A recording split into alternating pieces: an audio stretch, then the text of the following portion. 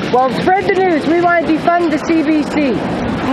Hey, do you think we should defund the CBC? Defund? Yeah. They're getting $1 billion of our tax dollars a year, and they're asking for more money again. Why?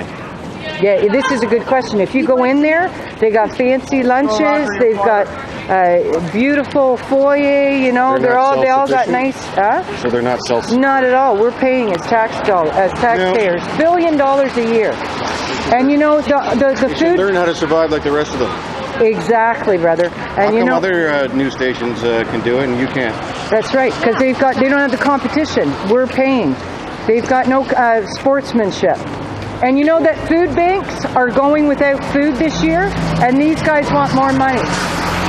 Yeah, trash them. Merry Christmas. There's a smart